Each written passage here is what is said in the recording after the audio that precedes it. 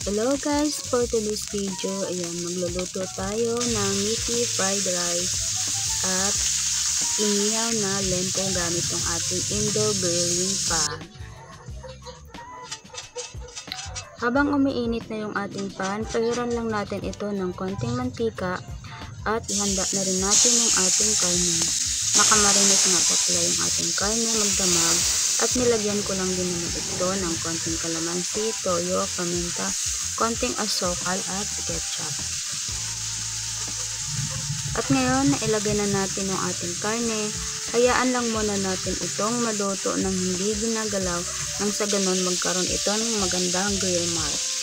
Yan, after 5 minutes, i-flip lang natin para maluto naman yung kabilang side.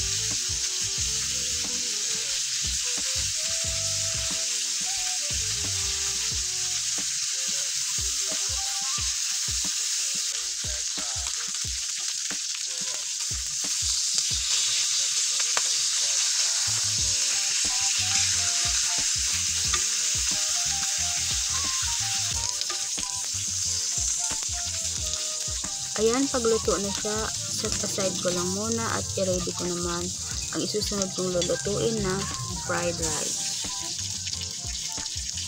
Ayan, magpainit lang ako ng kawali, lalagyan ko lang ng star margarine, then i-half fried ko lang muna yung ham. And set aside ko kasi ilalagay ko yun mamaya pag naluto na yung fried rice.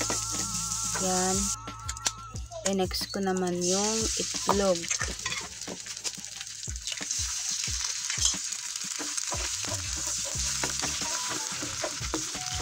Yan, pagluto na yung ating itlog, then set aside ko lang din ulit kasi ilalagay ko din ulit yan mamaya pag naluto na yung ating kanin.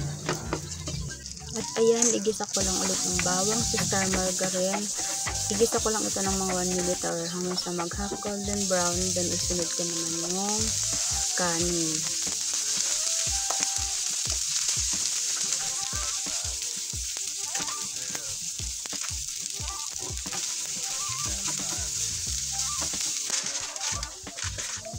Lalagyan ko lang to ng konting asin, paminta, tsaka seasoning, and then ilagay ko na rin yung ating mga toppings.